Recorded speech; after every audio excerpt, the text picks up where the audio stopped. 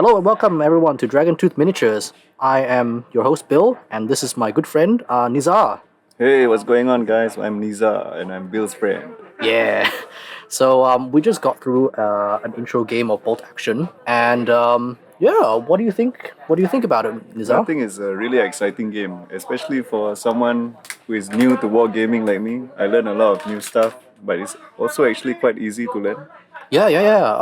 It has a lot of similarities between like Warhammer 40k, but in a much more simplified way that makes sense Yeah, logically. exactly. So, for example, right, one of the things I really like about Bolt Action that I realized while playing today was that there's no differentiation between a rifle from different countries. So, if a guy has a rifle, it's just a rifle, Yeah. unless it's like an assault rifle or like a BAR Browning automatic rifle.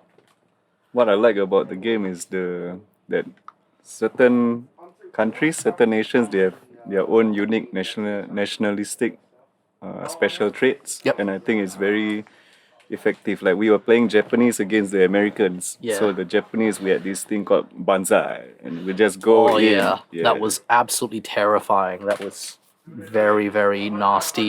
it's very nasty.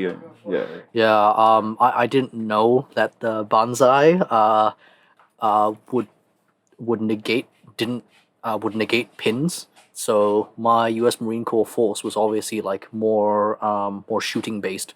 So I was very much dedicating a lot of my firepower to just putting pin markers. So if you don't know, pin markers in bolt action is a system where if you just get hit by a unit that shoots you, you get one pin marker.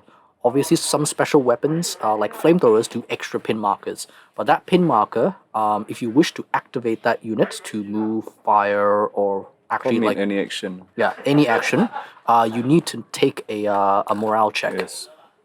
because your soldiers and you're getting fired upon, so you kind of want to duck down. So the morale test gets harder the more pin markers you have on your units. Yes. So it's not like in 40k where a lot of guys die in one turn. I also realized like it's quite difficult to kill people unless you're using like proper heavy weapons or you're Yeah. throwing a lot of shots. So pin markers is one way of reducing the effectiveness of certain units and also getting them just out of the fight. Correct, but also if you have too many pin markers and you lose about more than half of your units, you are in danger as well. Because if you lose more than half and then uh, you fail your morale test, your entire unit is just wiped out. That's it. Yeah, that that was a very interesting mechanic that happened at the Yeah. very end. But to be very fair, for most of that game, the Japanese definitely had the momentum over the U.S. Marine Corps.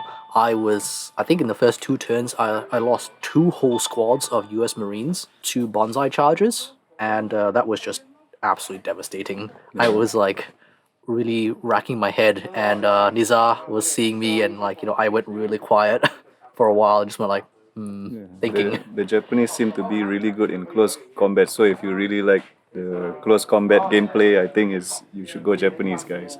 Oh yeah, absolutely. Like they also have like as part of their national trait, they all have the fanatics. So of Exactly. course the historical context of that is the their devotion to the emperor, which they literally they literally think is the god emperor. So they are very like loyal to that end. So no matter how many casualties they take, they are not going to run away unless it's like insane amounts of casualties. So that unit, which did get destroyed at the very end, started off with what, like 15 guys? Yeah, 15 veterans. It 15, was not very easy at all to kill. yeah, it was 15 veterans. And so you need, like, and he had to make that check when there were only three guys left. Yeah, that morale test which I failed totally costed the game. But like that goes to show like how resilient they are and how willing they are to like stay and fight. Which sometimes I see in 40k with the Space Marines, but like in this game it was really concerning because I couldn't remove them as quickly as I would usually be used to in 40k. Yeah. Yeah.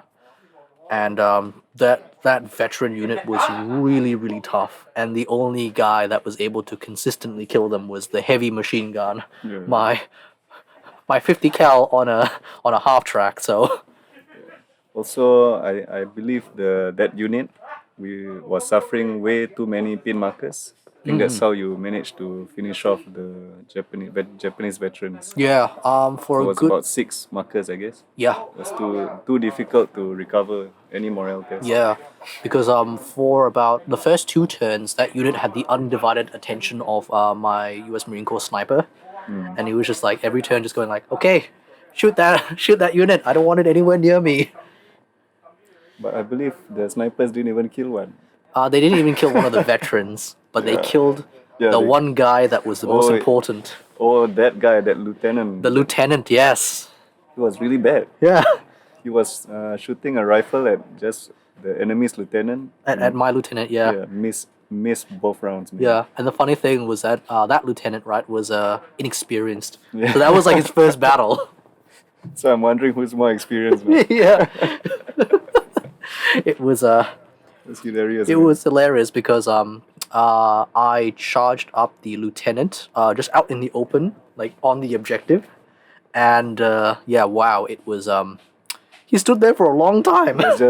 He was just going down on the floor on prone position. Yeah. He's just surviving all the shots. Yeah, Until he got banzaied. yeah, until he got bonsaied by the veteran elite unit, like the Japanese, like 15 men guy. 15 men just had to go in and just like hack him to pieces with swords. But it was just like, oh yeah, he was a survivor. Just because of one incompetent lieutenant. Yeah, I think he should just seppuku himself. yeah. I mean, he forgot his sword. How to seppuku? Yeah, because it was really weird because Embarrassing. so our dear store manager here arranged this game and built us a list, but the lieutenant was meant to have a sword, which would give him better close combat, obviously, but he forgot to put one on him and was like very confused and was like, wait, why does he have a sword? So we played it off as like, wow, he forgot his sword. What kind of officer is he? Dishonorable. You deserve that death. Yeah. In the last round, he finally got shot by the sniper, and the sniper finally got a lethal hit in after 3 turns of shooting him. It's pretty amazing that I find in this game snipers, they actually ignore hard cover as well, Yeah. which is very effective to take down these kinds of targets. Especially important targets like lieutenant or those targets Like lieutenants, medics. who are just trying to hold objectives. Yeah. They're very efficient Yeah. So assassins.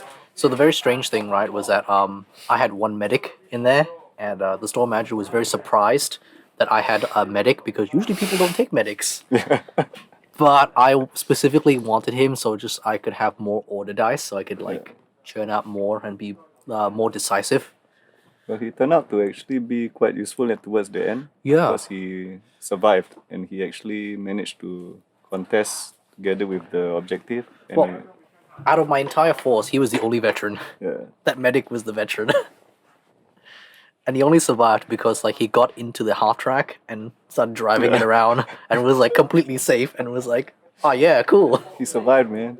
And was like manning the heavy machine gun, just like doot, doot, doot, doot, doot. I think he's probably the most selfish medic. He saves himself first before saving the rest of his men. Yeah, by the end, man, like oh, and also that bazooka team. Oh my gosh, that bazooka team. Oh god, that bazooka team totally wrecked the tank, the Japanese tank. Yeah, it was a medium tank as well. Yeah. That was There's insane. No chance. They had like for a few shots with that bazooka team, I needed a 6 to hit, and on one dice I rolled a 6. That tank wasn't really helpful anyway. Man. He didn't even hit any targets. Oh no! But the very fact of the matter that I had very little anti-tank, and none of my infantry Exactly. could deal with tanks, and the only vehicle I had was a half track with a heavy machine gun.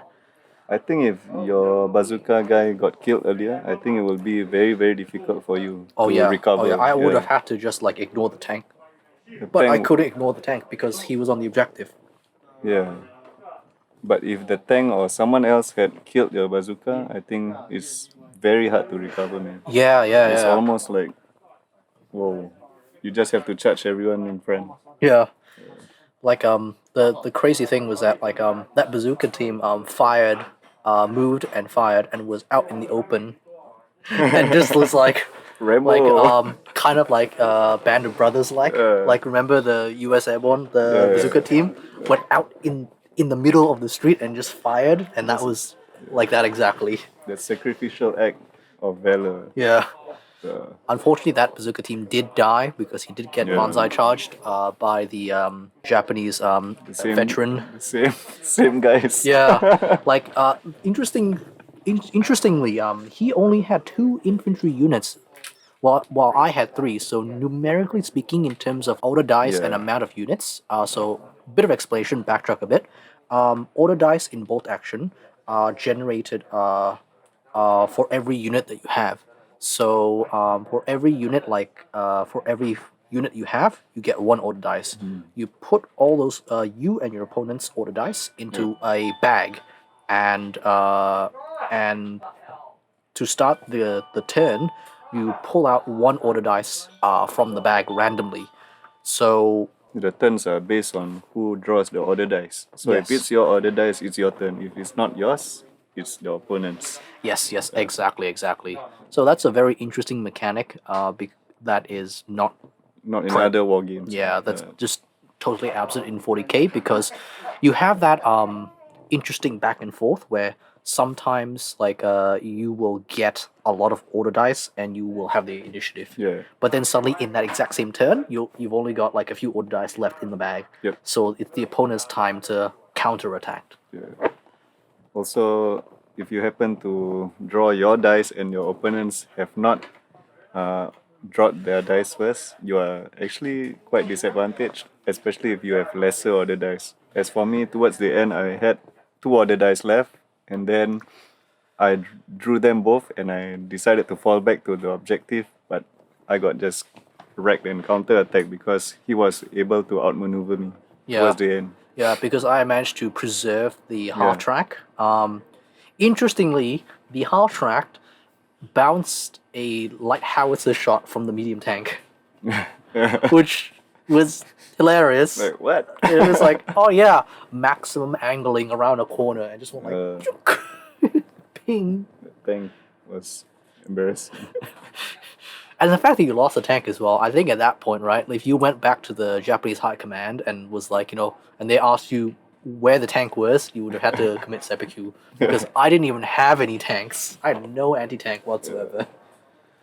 He was only useful as hardcover.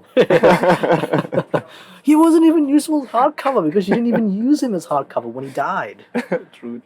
When he got knocked out, that was one of the biggest highlights of the game. When that tank died, it was just like, okay, now I've got a chance. Because if that tank lived, don't know what I could have done. Overall, I think it's a very exciting game. I look forward to see how different armies play out, especially different nationalist ideas, the traits that they all have. So I'm actually looking forward towards China, Oh, really? North Korea. Oh, okay. Want to give them a try, I guess. Those are factions which I'm totally unfamiliar with in World War II. So I believe the Chinese forces are new in bolt action. They're relatively new. Mm-hmm. But I'm going to be sticking with my U.S. Marine Corps and see how that goes, how far I can take that. Yeah.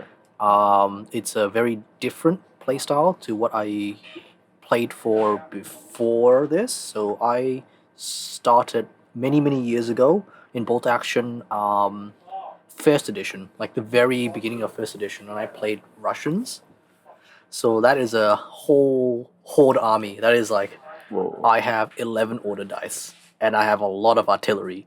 And my thing was I send in the inexperienced troops, like waves of like full squads of 11 riflemen, and then just have the Katyushas and the mortars and the Zis guns just fire close-in artillery on them. Just like, okay, doesn't matter. Expendables. Yeah, because I had a commissar. So one of the commissar's thing, I'm not sure if it's still there, but like if you want to have an automatic pass on your orders and they have a lot of pin markers, the commissar just kills a guy. Wow. He just shoots a guy, and like everyone just goes like, "Oh, okay, I'm gonna do it." So it's like, oh, don't care, just get up there. So I would have this like horde of like 40 guys, 40 plus guys, all inexperienced. So I believe the Soviet Union, I guess, is more towards using more order dice for their gameplay. Yes, it is one. Interestingly enough, that is one of the tactics that they can use. But another tactic that they can use is hyper elite. Hyper Elite. Yeah, because the Soviet Union and like most other factions, both action, there's several ways to play them. You can play them fully mechanized. You can play them more elite. You can have a balanced combination of all of them. I have like in my research, I've seen like all kinds of different lists, and it's just like, oh, it's really interesting how varied it is and how effective they can still be. So So do you think bulk action is more towards the use of order dice? Like the more order dice you have, the better chances of winning. What do you think? I don't know, like so your Japanese forces was very much like a almost like a 40k Death Star. Yeah. It was definitely like a Death Star kind of army, and throughout the game, I had to kind of whittle you down and slow you down as best I could. I think veterans were pretty tanky, I guess. Just to wound them or kill them on a 5+. Yeah, Pretty yeah. difficult, man. So unlike in 40k, most if not all infantry do not have access to heavy weapons like heavy machine guns. They only have LMGs, which gives them extra shots. But veterans, you need to roll a 5 or more to wound them. That's insane. So it's like it's there to replicate the experience they have in battle. They know like how to take care of themselves in a fight. Regular troops are 4+, and irregular troops, which are like your conscripts, are 3+. I really like the fact that there are different categories for the different soldier types, like inexperienced, regulars, and veterans. Oh, yeah. That way you can really plan out your list, and I guess veterans are really, really very, very powerful. Yeah, if you want to have an elite army, the veterans are the way to that's go. the way to go, correct. Like, and you want to kit them out for close quarters combat, because close quarters combat is brutal. It is like you once they're in and you have like a proper veteran unit that is geared up for close combat, they will just wipe up the squad. They just wiped up the squad. True. Very devastating, man. Yeah, absolutely devastating. Yeah, but I remember you wanted to go into the Commonwealth. Yeah, I wanted to try the Commonwealth Army as well. Yeah. But I don't know. I think I'm looking What? to try something more different. You can try, yeah. But here's the thing. Here's one thing I will point out to you. When I was trolling through the Commonwealth data selectors and the troop, like the codex essentially, I saw Gurkhas. Yeah.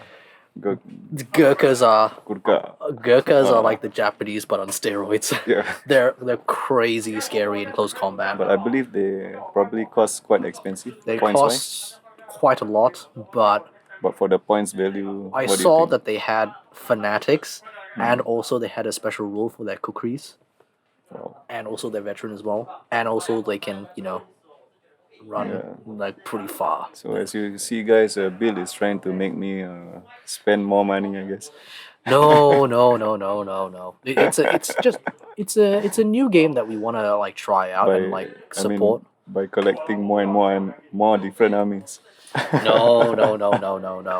We already got a lot of that, like with Kill Team, honestly. But But overall, I think it's a really great experience. It's something like it's quite easy to pick up. Bulk action is actually very good for you guys trying to get into war games. Me myself, I'm actually pretty new to wargaming. I think I Yeah. only got like 2 or 3 months of playtime. yeah, he got blooded by me going into Kill Team. Yeah, And you've made the joke several times, like every week you get wrecked. No, you don't get wrecked. Come on. So pretty much I've never won Bill, but as a beginner, I find like other games from different companies, they are so quite interesting. Yep. It's totally new, and it's actually Bolt Action is by far the I find very easy to pick up. Yeah, It's yeah. not really complicated at all. Yeah, it shares a lot of elements with like the 40K shooting system, and everything's pretty standardized. So there's no like extra special units or anything like that. A rifle is a rifle. Tanks are tanks. Like a light tank is a light tank, unless it otherwise specified. I had to look through all the different weapon types, and there isn't that many compared to 40K codexes. And this was the core rulebook, which is supposed to list all the types. And what I find is very good for beginners as well is, let's say you're a beginner and you're fighting against an expert. You cannot pre-measure Yeah, you're not allowed to your pre-measure. your distances. So I think that is very good for beginners getting into the game. Let's say you're fighting someone more experienced than you, and also the fact that they can't see your list.